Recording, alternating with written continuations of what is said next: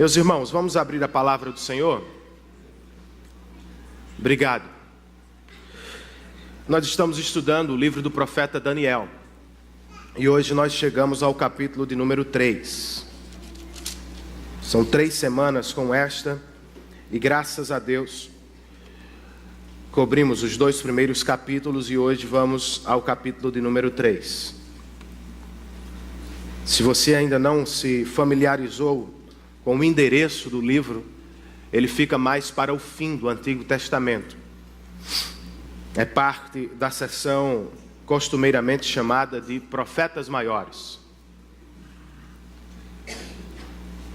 Livro do profeta Daniel, hoje estudaremos o capítulo de número 3.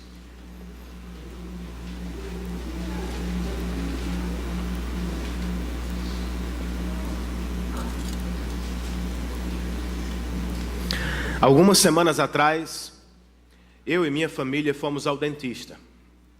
Sabrina foi a primeira a se deitar na cadeira odontológica, mas logo se levantou porque nada havia para fazer em seus dentes.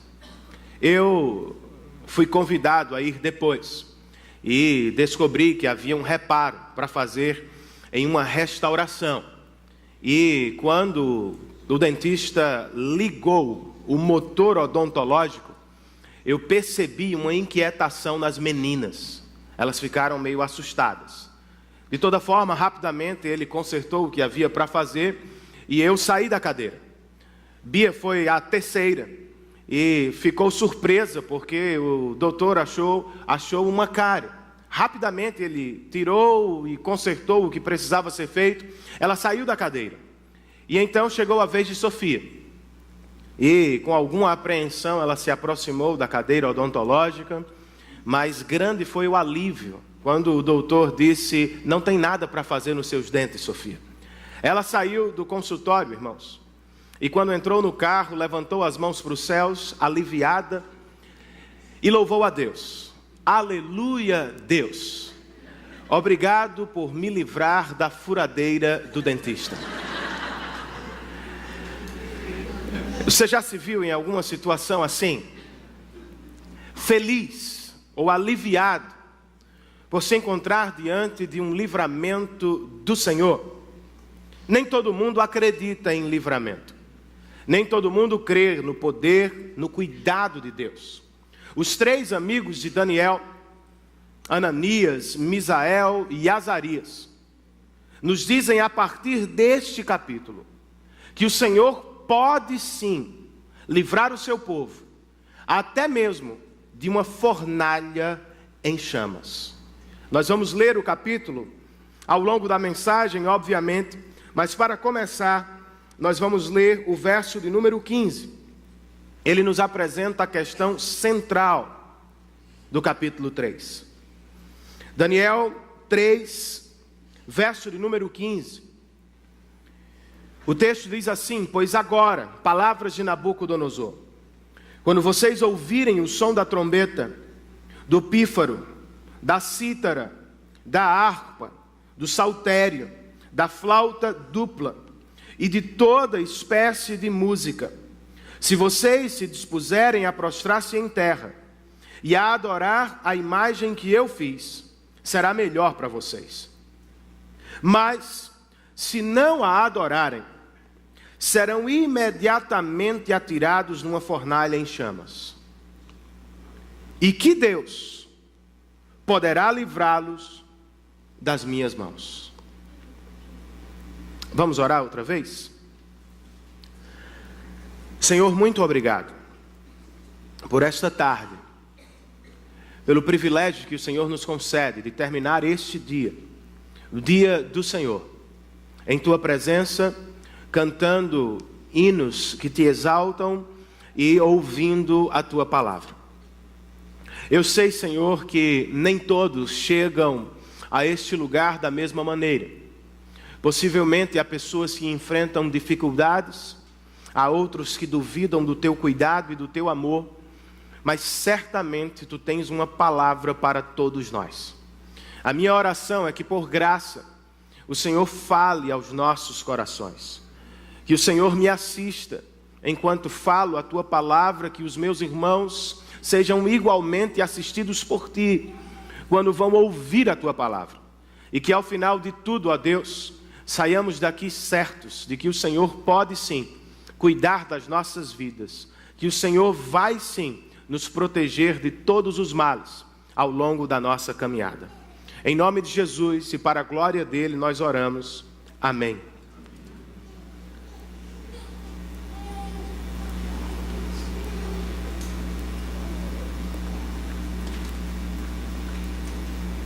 O capítulo 3 do livro do profeta Daniel trata especificamente dos 3 amigos do profeta. E obviamente que surge a pergunta: onde estava o profeta? Muito possivelmente você já se fez esta pergunta, ou já ouviu esta pergunta. Onde estava Daniel quando seus 3 amigos foram lançados na fornalha em chamas? Há 2 prováveis ou possíveis respostas. Uma delas é apresentada por um pastor por nome de Yandu Gide, quando escreve: não sabemos ao certo onde Daniel estava. Talvez tenha sido enviado a uma missão, ou em uma missão, a outra parte do império da Babilônia. A outra resposta vem do último verso do capítulo de número 2, quando o próprio profeta registra no verso 49 do capítulo 2. Além disso, a pedido de Daniel, o rei nomeou Sadraque, Mesaque e Abednego, administradores da província da Babilônia, enquanto o próprio Daniel permanecia na corte do rei. Bryan Chapell, um comentarista do texto de Daniel, fala sobre este verso, dizendo o seguinte: a pedido do próprio Daniel, provavelmente, seus 3 amigos foram enviados para trabalhar em uma província mais afastada da corte do rei, onde lá, provavelmente, foi levantada a estátua ou a imagem de ouro. Portanto, não podemos precisar, não sabemos ao certo a razão por trás da ausência do profeta Daniel. Ou estava em alguma parte distante do império, ou estava no próprio palácio do rei, enquanto seus amigos serviam em uma província mais afastada. De toda forma, irmãos, o que percebemos quando entramos no capítulo 3 é que o foco da narrativa se afasta de Daniel e se aproxima dos amigos de Daniel. A história se passa com eles, e eles estão no foco, ou no centro da narrativa. Eles terão de viver para a glória de Deus, na ausência de seu amigo Daniel. Terão de enfrentar seus próprios desafios, longe do profeta Daniel. E qual é a questão que vão enfrentar? Ou o que é que eles terão de enfrentar quando se encontram afastados do profeta Daniel? A questão é levantada pelo próprio rei, quando ele pergunta aos jovens: e qual é o Deus que poderá livrá-los das minhas mãos?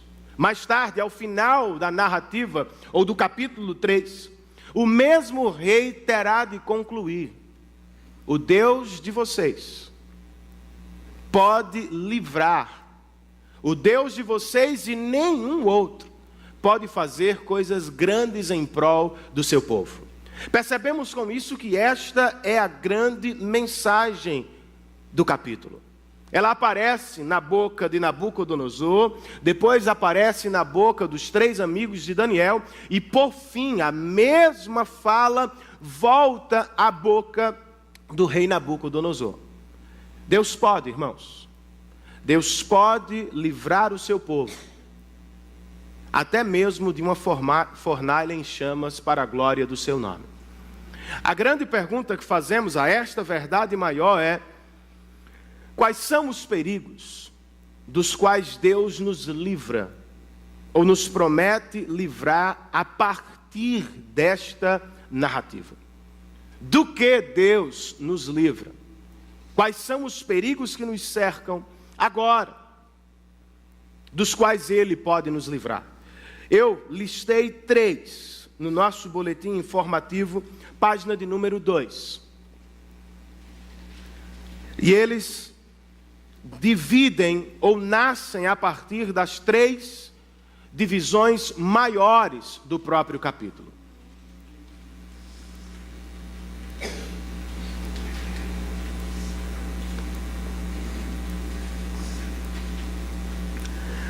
Quais são, portanto, os perigos dos quais Deus pode nos livrar? De acordo com o profeta Daniel, Deus pode nos livrar, em primeiro lugar, irmãos, diante de uma falsa adoração.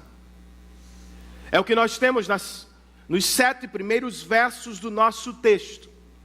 Uma apresentação, primeiro, do poder de Nabucodonosor, e imediatamente depois uma apresentação da adoração que acontecia na Babilônia.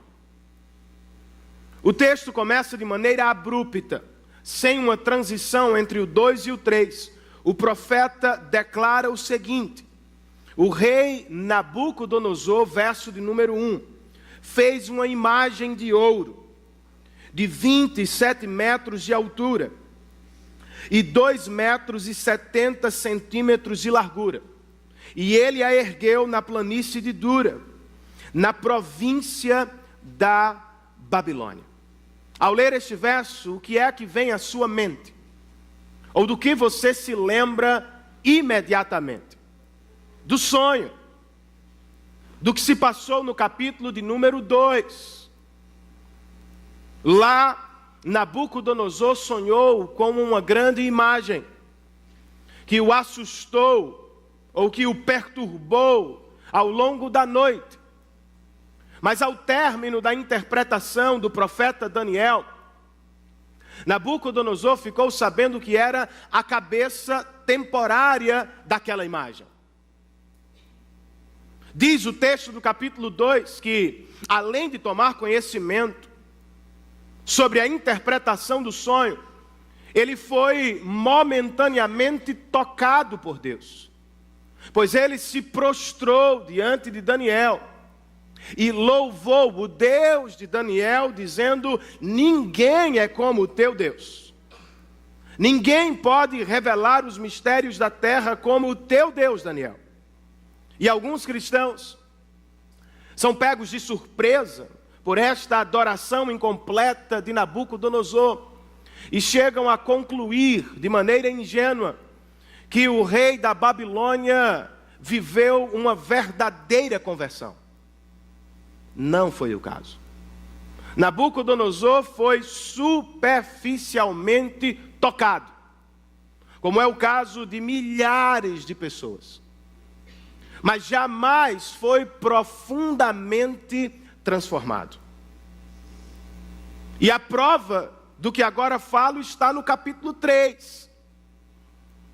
Ele resolve levantar uma imagem, não à luz do sonho que teve, mas como um contra-ataque ao sonho que teve.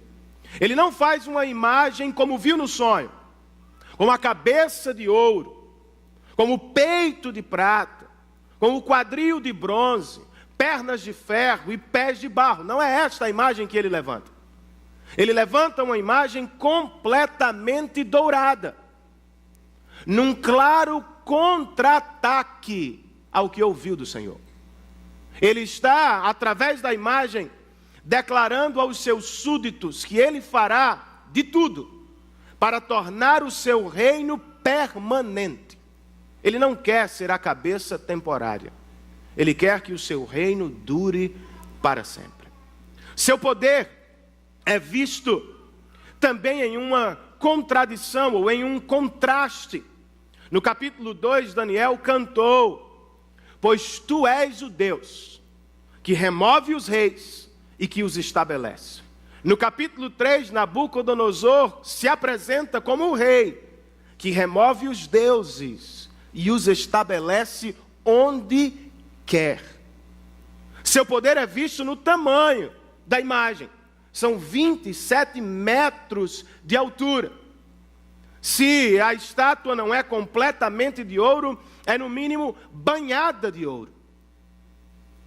Seu poder também é visto, irmãos, na aparição de uma expressão que se repete no mínimo 7 vezes ao longo dos primeiros versos.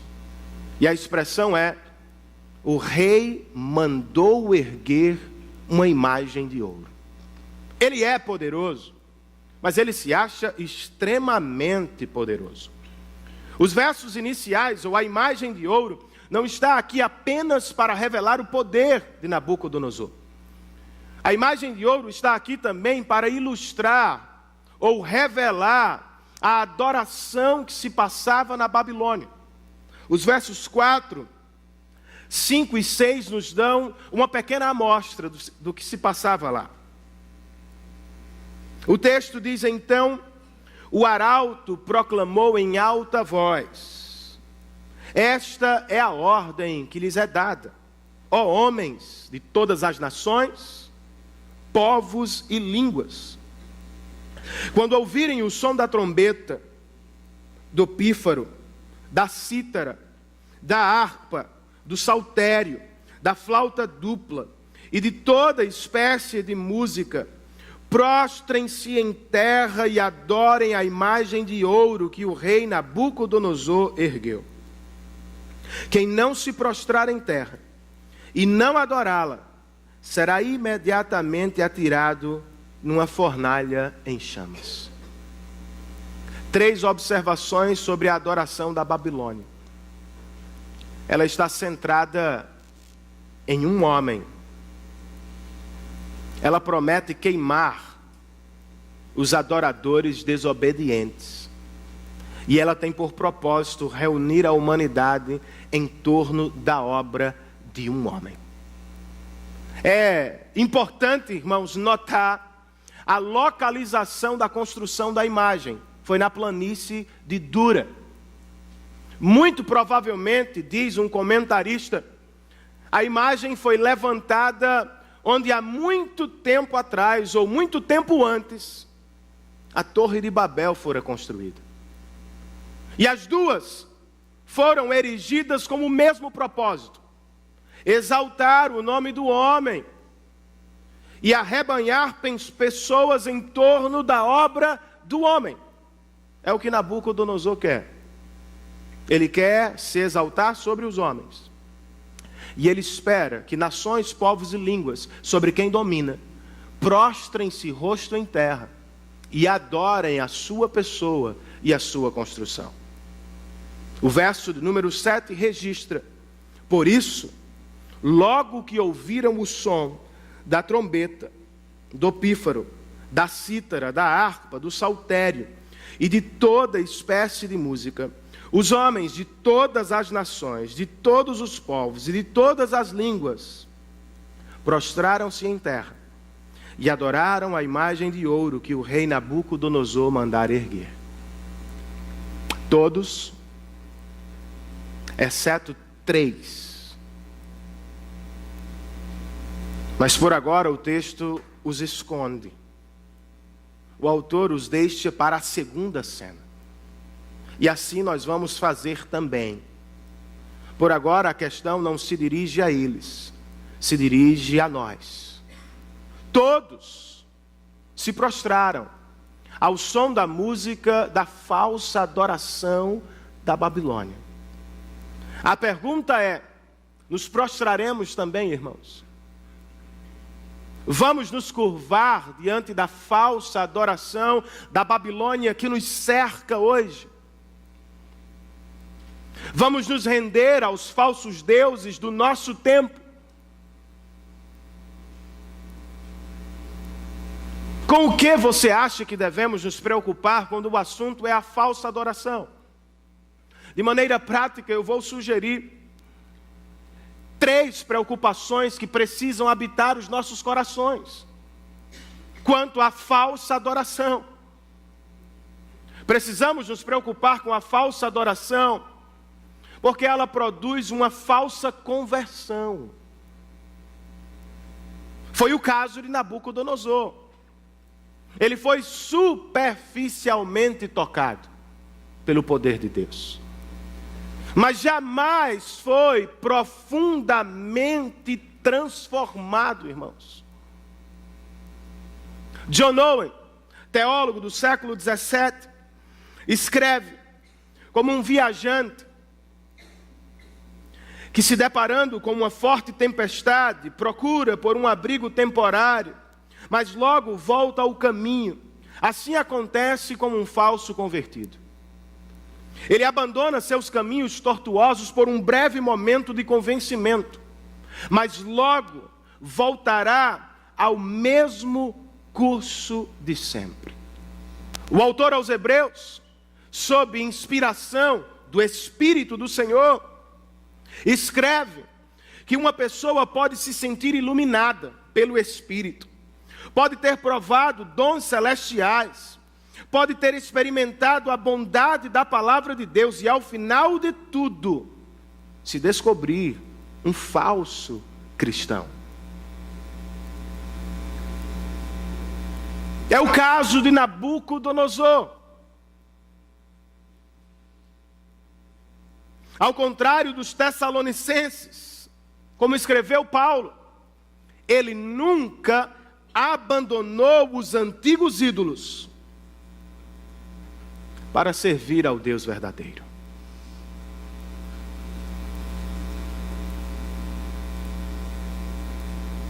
Ser um cristão, irmãos, não significa ser superficialmente tocado. Ser um cristão significa ser radicalmente transformado para a glória de Deus. Eu não sou cristão porque digo que sou cristão. Eu não sou cristão porque congrego em uma igreja cristã. Eu não sou cristão porque tomo parte dos sacramentos cristãos. Eu não sou cristão porque a minha família é cristã. Eu não sou cristão porque superficialmente me sinto emocionado semana após semana. Eu não sou cristão porque apenas frequento lugares cristãos, tenho amigos cristãos. Eu sou cristão, irmãos, porque o Espírito de Deus operou uma transformação interior no meu coração, de modo que hoje, a prova disso é que eu vivo para a glória dele e não mais para a minha própria glória.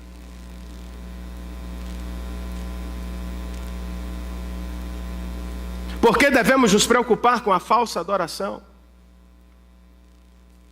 Porque ela está centrada na pessoa errada. A adoração da Babilônia estava centrada em um homem.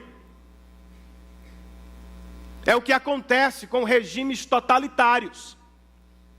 As pessoas se curvam diante de seus governantes. São obrigadas. Mas isso não se resume a um regime político. Por vezes é o que acontece nos nossos corações. Nós idolatramos pessoas, outras pessoas, ou a nossa pessoa.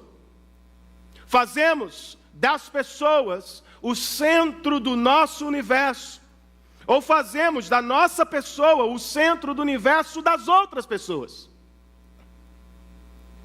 Falsa adoração é o que a nossa Babilônia nos ensina a cada manhã.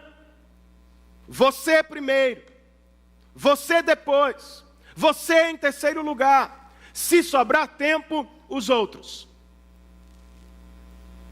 Quando eu me coloco em primeiro lugar, quando eu me coloco no centro de todas as coisas, eu piso pessoas, eu machuco pessoas, eu as torno escravas dos meus sonhos e dos meus desejos. E quando eu faço de pessoas meus ídolos, eu me torno escravo delas. E eu espero que elas me realizem, me completem, me salvem. E sempre, irmãos, que fazemos muito das pessoas, nós fazemos pouco do Senhor. A igreja não tem uma adoração centrada nos homens. O cristão também não.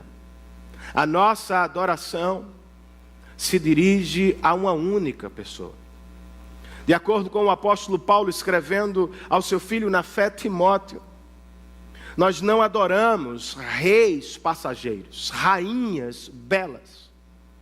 Nós adoramos o único Deus, o Rei eterno, imortal e invisível, a quem seja a honra e a glória para sempre.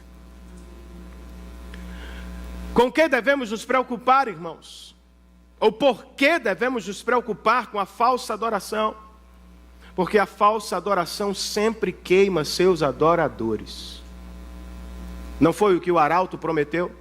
Se vocês não se curvarem diante da imagem, vocês serão lançados na fornalha em chamas. Isto acontece, irmãos, todos os dias. O texto diz que foi por isso, por medo então, que povos, línguas e nações se prostraram. É o que os ídolos do coração fazem conosco. Eles nos ameaçam e nos amedrontam. Se você não se prostrar diante do poder, como fulano e beltrano, você nunca será feliz. Se você não adorar o sucesso, como fulano, beltrano e cicrano, você nunca será realizado. Se você não se curvar diante do sexo ou diante da riqueza, você jamais será completo. E quanto mais buscamos estas coisas, mais escravos nos tornamos delas. E ao final de tudo, elas nos queimam, nos frustram. Porque prometem muito, mas nada podem cumprir.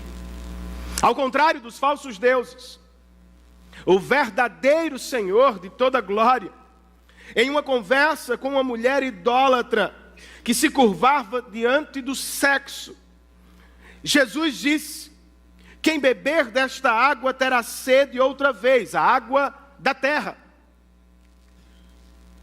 Mas quem beber da água que eu lhe der, nunca mais terá sede. Ao contrário, a água que eu lhe der se tornará nele uma fonte de água a jorrar para a vida eterna. Esta mulher com quem Jesus conversou estava no 5º relacionamento. E nenhum deles foi suficiente. Jesus, em outras palavras, está dizendo para ela: o seu ídolo é fraco. O seu Deus não é poderoso como ele disse. Você já bebeu desta água 1, 2, 3, 4 e está agora no 5º relacionamento. E ainda está insatisfeita. E ainda está infeliz. E ainda está incompleta. Ah, mas se você beber do Evangelho, eu te prometo, dentro de você nascerá uma fonte que jorrará para a vida eterna, tornando-a feliz, satisfeita para sempre. Que boa notícia, irmãos, em um mundo de falsa adoração. Só Jesus é capaz de encantar hoje e de seguir encantando para sempre. Só Jesus é capaz de ser maravilhoso agora e de seguir nos maravilhando para todo sempre. Só Jesus é capaz de nos realizar hoje e de seguir nos realizando até o último dia. Quais são os perigos dos quais Daniel ou Deus nos livra? Daniel nos disse que Deus pode nos livrar diante de uma falsa adoração. Mas de acordo com o profeta, Deus também pode. Deus também pode nos livrar diante de uma grande acusação.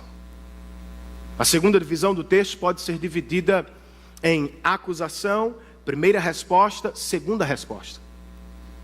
Ele primeiro nos oferece a acusação dos astrólogos da Babilônia, E logo depois nos apresenta as duas respostas.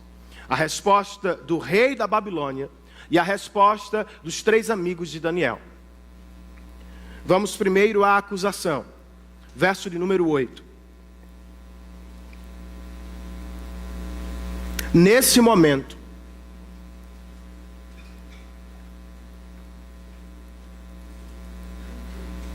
alguns astrólogos se aproximaram e denunciaram os judeus, dizendo ao rei Nabucodonosor: ó rei, vive para sempre.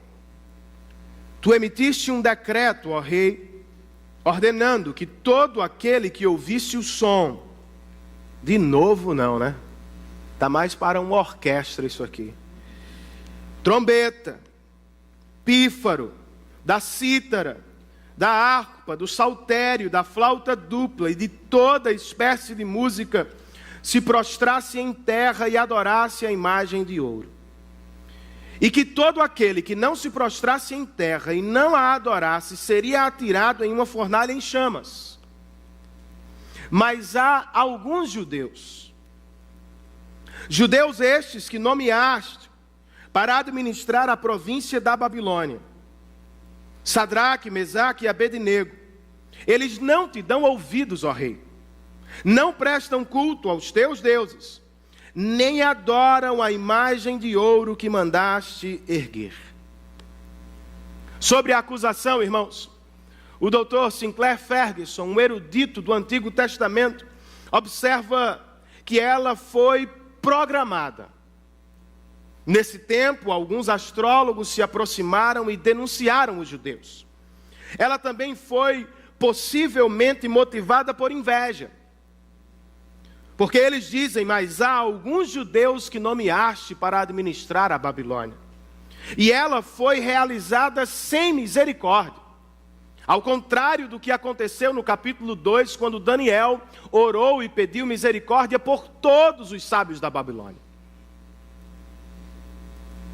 E Andrew Guide, ainda falando sobre a acusação, nota que ela é fruto de 3 pecados, ou os judeus foram acusados de 3 pecados. Quais foram eles? Eles foram acusados de ingratidão. Há alguns judeus que nomeastes para administrar a Babilônia. Foram acusados de ateísmo, não prestam culto aos teus deuses. E foram acusados de ofender diretamente o rei, nem adoram a imagem de ouro que mandaste erguer. Qual é a resposta de Nabucodonosor? A desobediência dos judeus. O verso de número 13 nos conta que ele ficou furioso e que por isso mandou chamar os 3 jovens. Mas me parece que ele tinha algum apreço pelos 3, quem sabe pelo que aconteceu no capítulo 2, ou ainda no capítulo 1. E antes de atirá-los na fornalha em chamas, o rei resolve lhes oferecer uma segunda chance. O verso de número 15, que já fizemos a leitura. Pois agora, quando vocês ouvirem o som de todos os instrumentos da Babilônia, se vocês se dispuserem a prostrar-se em terra e a adorar a imagem que eu fiz, será melhor para vocês. Façam isto. Mas se não a adorarem, vocês serão imediatamente atirados numa fornalha em chamas. E que Deus poderá livrá-los das minhas mãos. Se você estivesse nos sapatos deles, qual teria sido sua resposta? Ou, para não comprometer, o que é que você acha que eles deveriam responder? Bem, alguém pode pensar: o rei é tão bom com eles, tão generoso, está agora oferecendo uma segunda chance. Quem sabe eles pudessem se prostrar em gratidão. Outra pessoa pode sugerir preocupação. Os judeus estão estrategicamente bem posicionados no governo, o que significa proteção a mais judeus. Preocupados então com seus patrícios, eles deveriam se prostrar. Quem sabe alguém esteja pensando, e o silêncio, Renan? Eles poderiam ter se prostrado em silêncio, mas no coração, dizendo a Deus: eu não concordo.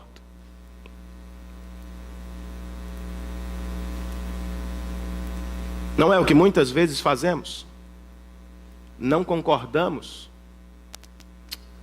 mas esta posição nos traz tantas bênçãos para os nossos familiares e amigos. Não concordamos, mas Ele é tão gentil e generoso comigo. Não concordamos só no coração. Deus sabe que eu participo destas coisas, mas que eu não as aprovo.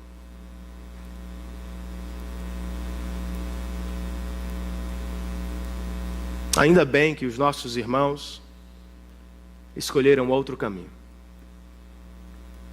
Com muita coragem e contrariando a expectativa de muitos. Eles responderam ao rei no verso de número 16. Ó Nabucodonosor, não precisamos defender-nos diante de ti. Se formos atirados na fornalha em chamas, o Deus a quem prestamos culto pode livrar-nos. E Ele nos livrará das tuas mãos, ó rei. Mas, se Ele não nos livrar, saiba, ó rei, que não prestaremos culto aos teus deuses, nem adoraremos a imagem de ouro que mandaste erguer. Percebam duas coisas comigo aqui. Os nossos irmãos não duvidam do poder de Deus, mas não podem afirmar que serão salvos. Eles dizem: tu podes, Senhor, mas eles não dizem: tu vais. Eles dizem ao rei: Ele pode nos livrar da fornalha, mas nós não temos certeza. Ainda assim, não nos prostraremos diante das tuas imagens. Ainda assim, comenta Dale Davis, eles escolheram obedecer. Não estão certos sobre a vontade circunstancial de Deus, se vão ou não escapar da fornalha, mas estão certos sobre a vontade revelada de Deus. Está escrito, irmãos: não terás outros deuses diante de mim. Por isso, os nossos irmãos não perderam de vista o que realmente importa: obediência a Deus. E não livramento de Deus. É o que realmente importa. E isto me leva a dizer que os nossos irmãos já viveram um milagre. Ainda que o Senhor não os salve da fornalha, ainda que queimem na fornalha, nós já estamos diante de um milagre. 3 jovens, em uma terra estrangeira, longe dos seus familiares, preferem morrer no reino dos homens a desobedecer o Rei da Glória. E esta fé, irmãos, salta das páginas da Bíblia como um retrato. Retrato é meio velho. Como uma foto do seu Instagram. Uma foto do que significa fé e de como a verdadeira fé glorifica a Deus em tempos de sofrimento. O que é fé, irmãos? Vamos começar pelo que não é fé. O que não é fé? Fé não é fé na fé. Fé bíblica não é o mesmo que confiar na minha fé.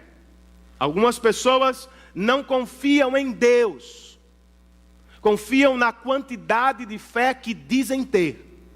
eu leio muito, eu jejuo muito, eu oro muito, eu oferto muito, eu faço muito. Ao final do dia, elas reúnem o que fazem, colocam na presença do Senhor e dizem: tu estás obrigado a me atender, porque minha fé é grande.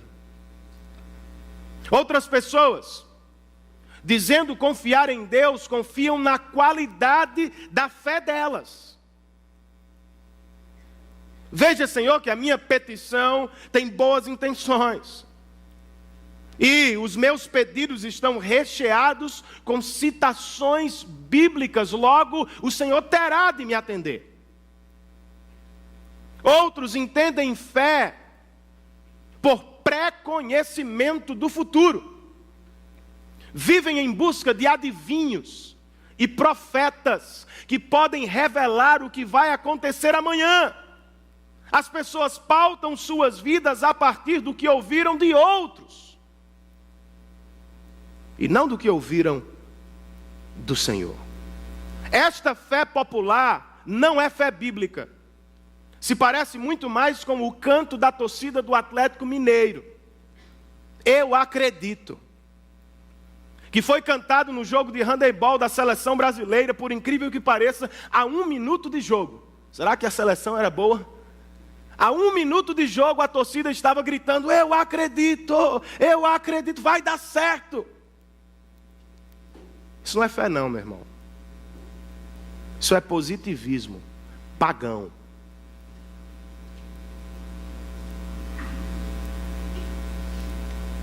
O que é fé, à luz deste texto? Fé é confiar em Deus, no poder de Deus, na vontade livre de Deus e na palavra revelada de Deus. Eles não duvidam do poder de Deus. Eles dizem ao rei Nabucodonosor: Deus pode nos livrar. Eles sabem por experiência própria, Deus os livrou no capítulo 1, Deus os livrou no capítulo 2, e quando abrem as escrituras do AT, eles encontram centenas de livramentos. Deus é capaz.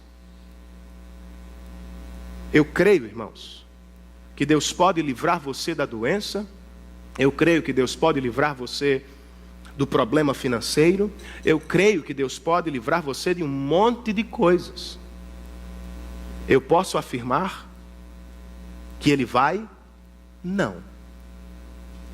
Eles creem no poder de Deus, mas eles não se atrevem a determinar. Eles dizem: nós cremos que Deus pode, mas nós não sabemos se Ele vai.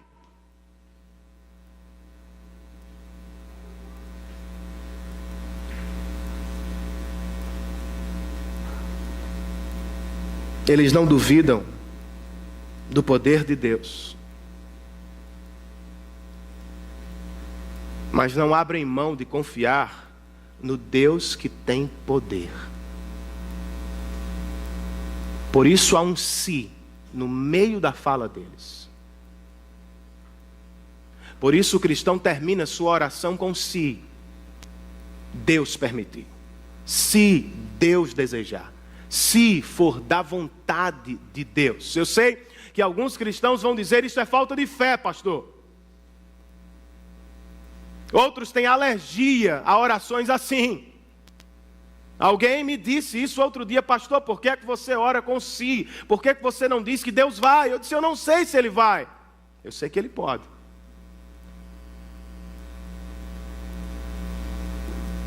Ainda assim, irmãos, eu creio, como os meus irmãos, que o meu Deus é poderoso, Ele é bom, e Ele está no controle de todas as coisas. O que é que me cabe, Renan? Confiança. Não no que Ele faz, ou pode fazer, mas no que Ele é. Eu não sei se você será curado. Eu não sei se a porta de emprego vai se abrir amanhã ou depois de amanhã. Eu não sei se terei vida amanhã, irmãos, do lado de cá. Mas o que eu sei está revelado: Ele é bom, Ele é perfeito. jamais erra, está no controle de todas as coisas para o louvor do seu nome. O que me cabe é a obediência ao que está revelado. Esta fé é a que glorifica a Deus. Não sabemos se Deus vai nos livrar. Ainda que não nos livre, não nos prostraremos diante de você, porque está escrito: não terás outros deuses diante de mim.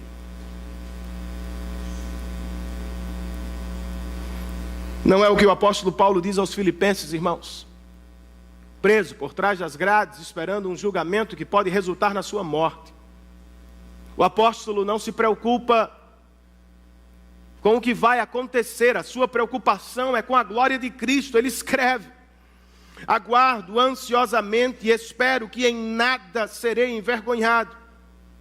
Ao contrário, com toda a determinação de sempre, também agora Cristo será engrandecido em meu corpo, quer pela vida, quer pela morte. Por quê? Porque para mim o viver é Cristo e o morrer é lucro, irmãos. Deus pode ser glorificado com a cura de um cristão, eu não tenho dúvidas. Mas Ele é muito mais glorificado por um cristão que sofre, mas não desiste de adorá-lo em tempos de sofrimento. Você não precisa ser cristão para desejar cura, riqueza e longevidade. Todo mundo deseja estas dádivas. Mas você precisa ser cristão para permanecer com as mãos levantadas em adoração ao Senhor, mesmo quando todas estas dádivas lhe faltam. E aqui eu posso citar a célebre frase do pastor John Piper, que muito nos ensina em 2, 3 linhas. Ele escreve: Deus é muito mais glorificado em nós quando nós estamos muito mais satisfeitos nele. E isto não em tempos de prosperidade, mas em tempos de sofrimento e adversidade. Esta fé, irmãos, choca o mundo e dá glória a Deus. É esta fé que assusta as pessoas. Mas desejar o que o mundo deseja não assusta ninguém. O rei Davi perdeu tudo. Está sendo perseguido por seu próprio filho. Escondido em alguma caverna escura, fria do deserto de Judá. Ele não toma tempo para murmurar contra o Senhor. Ele não toma tempo para pedir a restituição do que perdeu. Não. No meio do deserto ele levanta as mãos para os céus e diz: Senhor, o teu amor, não as tuas dádivas, o teu amor é melhor do que a própria vida.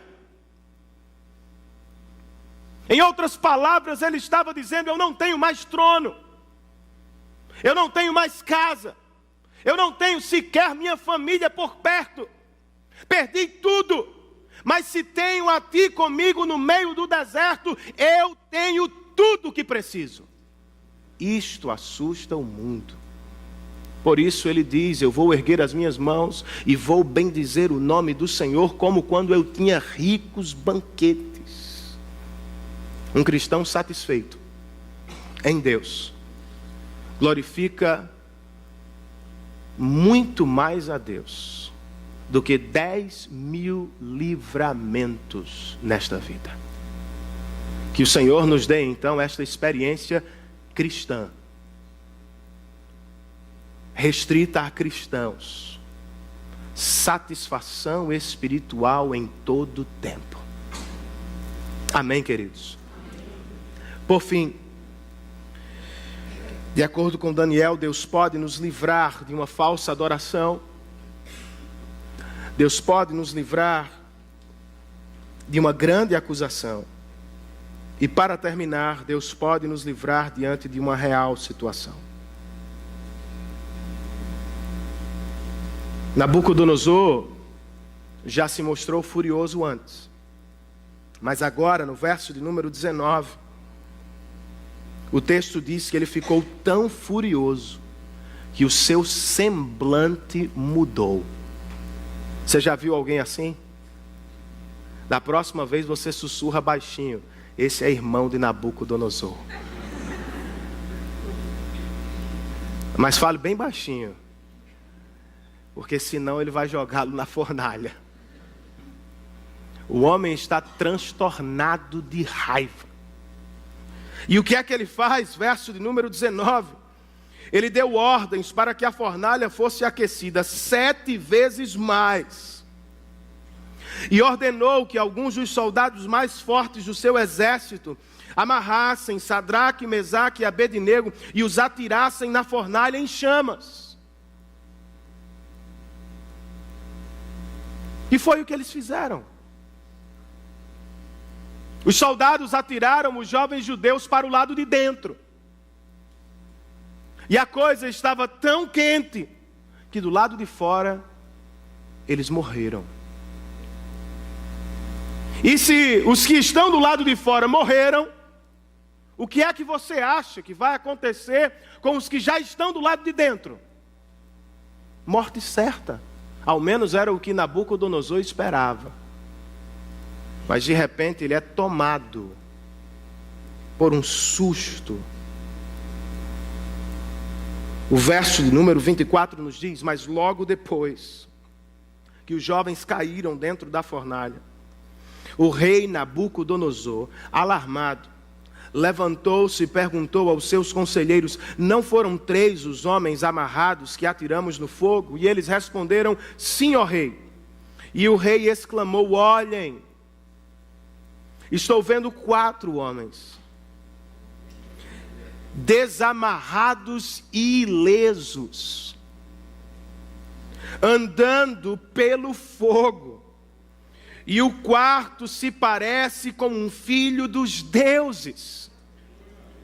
Explicar o que acontece do lado de fora é fácil, irmãos. Daniel nos diz antes: a fornalha estava extraordinariamente quente. Tão quente que os soldados morreram. Mas o que foi que aconteceu do lado de dentro? Na interpretação do rei, havia um filho dos deuses por ali. Na interpretação de alguns teólogos, se trata de uma cristofania, termo técnico usado para retratar a pessoa de Cristo no Antigo Testamento. Pode ser. Para outros, trata-se apenas de um anjo que foi enviado por Deus para proteger os nossos irmãos. Sabemos precisar? Não, nem precisamos. O texto não o faz. Não se preocupa com isso. A mensagem não está necessariamente atrelada à pessoa que estava com eles na fornalha. A mensagem é que ou Deus está com eles, ou enviou alguém para protegê-los na fornalha. Percebam a preposição locativa que eu empreguei. Deus não os livrou da fornalha. Deus os livrou na fornalha. É assim que por vezes o nosso Deus trabalha. Ele não livrou José do Egito. Ele protegeu José no Egito. Ele não livrou Moisés do rio Nilo, infestado com crocodilos. Ele guardou e protegeu Moisés dentro do rio. E por que ele o faz, irmãos? Ou por que ele age assim? Em resposta a um pacto que chamamos de pacto da graça, que aparece muitas vezes ao longo do Antigo Testamento. Para apresentar um exemplo, o Senhor falou por meio do profeta Isaías, no capítulo de número 43, 2 séculos antes: não tema, pois eu o resgatei. Eu o chamei pelo nome, você é meu. Quando atravessar as águas, eu estarei com você. Quando atravessar os rios, eles não o encobrirão. Quando andar através do fogo, não se queimará. As chamas não o deixarão em brasas. Pois eu sou o Senhor, o seu Deus, o Santo de Israel, o seu Salvador. Visto que é precioso e honrado à minha vista, e porque eu o amo, não tenha medo, pois eu estou com você. Esta verdade deve encher o nosso coração de ânimo nesta tarde. Deus está conosco, irmãos, nos momentos mais quentes da nossa vida. John Piper, outra vez, escreve: todo o sofrimento cristão é por Cristo e é com Cristo. Porque os jovens foram parar na fornalha, irmãos? Eles poderiam não sofrer, ou poderiam ter escolhido fugir, mas eles foram parar na fornalha porque resolveram viver para a glória de Deus. E Paulo diz a Timóteo que todo aquele que resolve viver assim enfrentará sofrimento na vida. Da mesma forma, toda doença que vem sobre você, toda tribulação que alcança a sua casa, todo sofrimento que vivemos, devemos encará-lo assim. Vamos enfrentá-los para a glória de Deus. Vamos viver como cristãos, irmãos, no meio do sofrimento. O apóstolo Pedro escreve aos irmãos amados: não se surpreendam com o fogo que surge entre vocês para os provar, como se algo estranho estivesse acontecendo. Isso é comum.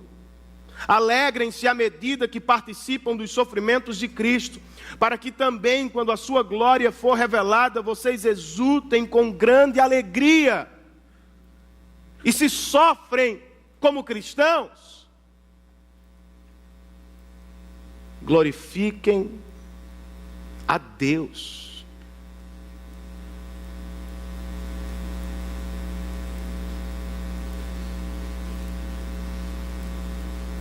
No sofrimento.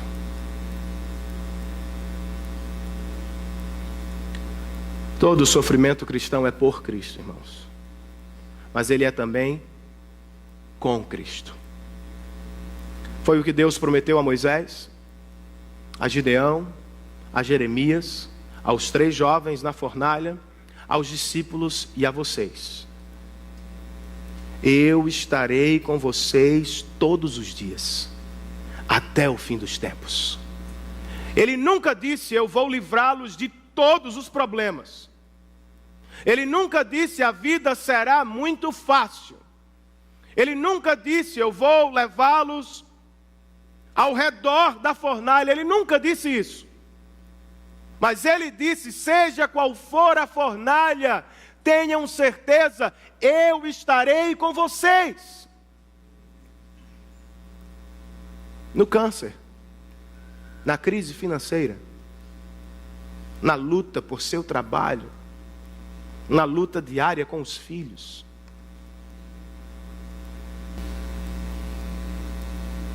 Outra verdade, irmãos, que salta deste texto, que deve encher o nosso coração de alegria: Deus pode nos livrar dos mais terríveis perigos desta vida.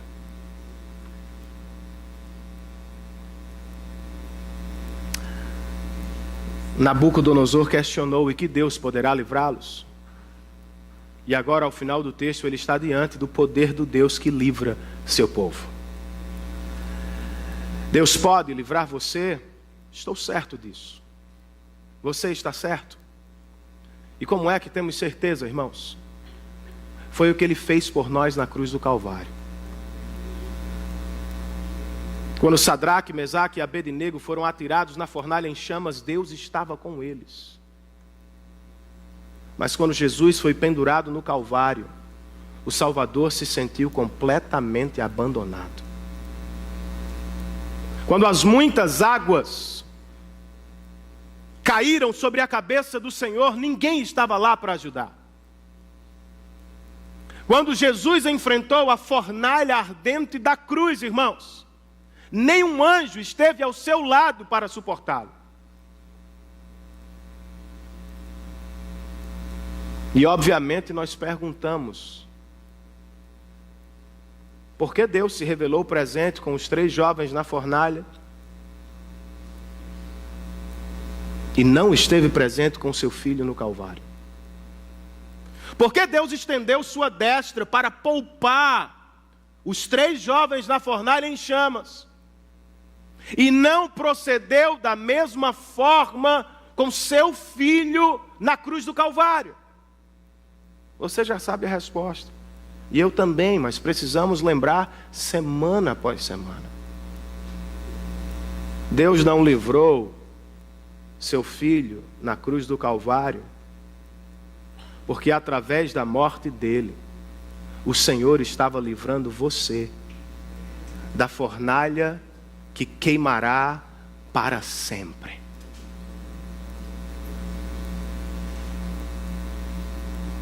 Nabucodonosor, por mais estranho que pareça o que vou dizer, não é o único rei que envia súditos rebeldes à fornalha. O Criador dos céus e da terra também exige adoração. E ele também prometeu juízo sobre aqueles que se voltarem contra ele. E quem nunca não se voltou contra ele? Quem nunca escolheu adorar outros deuses ao invés dele? Contudo, o Rei da Glória é eternamente superior e melhor do que o rei da Babilônia. Porque sabendo que merecemos a fornalha e que não temos como escapar dela, Ele mesmo a assume na cruz do Calvário no nosso lugar. Ao ser pendurado no maldito madeiro, o Senhor bebeu o nosso inferno, a fim de que pudéssemos ter parte no céu dele. É por isso que tenho certeza, irmãos, que o Senhor pode me livrar. O apóstolo Paulo, escrevendo aos Romanos, pergunta: se Deus não poupou seu próprio filho, antes ele o entregou por todos nós, como não nos dará com ele de graça todas as coisas? Eu não sei ao certo como ele me livrará, nem preciso saber. O que sei me é suficiente. Ele me livrou de uma fornalha que queimará para sempre, e estará comigo em todas as fornalhas passageiras desta vida. Vocês se lembram de como Sofia respondeu ou louvou a Deus ao sair do dentista? Aleluia, Deus, obrigado por ter me livrado da furadeira do dentista. Foi basicamente o que Nabucodonosor fez, irmãos. Ao ver que os 3 hebreus saíam da fornalha, ele também louvou a Deus. Outra vez de maneira incompleta. Ele jamais usou a expressão, eu louvo ao meu Deus. Ele usa a expressão, eu louvo ao Deus deles. Ainda assim, sem conhecê-lo pessoalmente, ele chegou à conclusão de que o Deus deles pode sim livrar seu povo dos maiores perigos da vida. E o que aconteceu aos nossos 3 irmãos? O texto diz que o rei os promoveu na Babilônia. Outra vez a subversão divina está em jogo. No capítulo 1 começaram como meros exilados, terminaram como os melhores da academia. No capítulo 2 começaram sob a sentença da morte, mas terminaram promovidos na Babilônia. No capítulo 3, outra vez começam sob a sentença da fornalha, mas terminam o mesmo capítulo, outra vez promovidos na Babilônia. E a esta altura nós queremos dar glória a Deus, porque esperamos que assim seja com todas as pessoas. Mas nem sempre é, irmãos. Nem sempre é.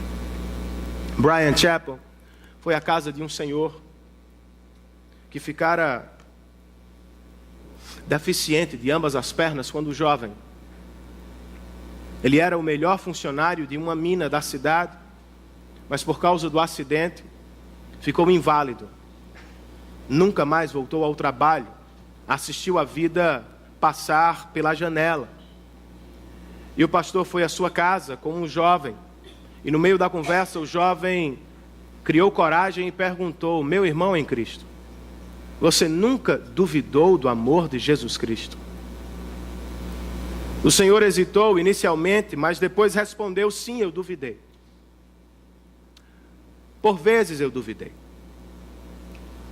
Por vezes Satanás se aproxima de mim, me leva à janela e me faz contemplar a vida dos meus amigos de trabalho. Ele me aponta um amigo que corre livremente com suas pernas e me pergunta: Jesus ama você mesmo? Ele me aponta a casa de outro amigo, grande, próspera, e então me pergunta: você acredita mesmo que Jesus te ama? Ele me aponta outro amigo que tem muitos filhos, e então me pergunta outra vez: você acredita que Jesus te ama? O jovem apreensivo pergunta para fechar a história: e o que você fala quando ele faz isso com você? O irmão idoso disse: eu o tomo pelas mãos e eu o levo a um antigo monte chamado Calvário. Eu o forço a olhar aquele rosto ensanguentado. Eu o empurro na direção das mãos perfuradas. Eu o forço a ver o Cristo pendurado no madeiro, e então sou eu que pergunto: o que você acha agora? Será que Jesus me ama? Será que Jesus ama você, meu irmão? Se estivéssemos no Calvário naquele dia, todos teríamos gritado: livre o Pai do sofrimento. Mas Ele não o livrou. Isso não significa que Deus falhou. Não significa que a fé de Cristo fracassou. Isso significa muito mais. Que por não livrar seu filho, Ele estava livrando você da fornalha que arderá para sempre. O que é que eu espero, irmãos? Que fitemos a cruz e não as circunstâncias. Porque a prova do amor de Deus por nós não é uma vida fácil, é uma vida pura, que se entregou por nós na cruz do Calvário, para nos salvar da ira vindoura. Sim, Ele nos ama em todo o tempo.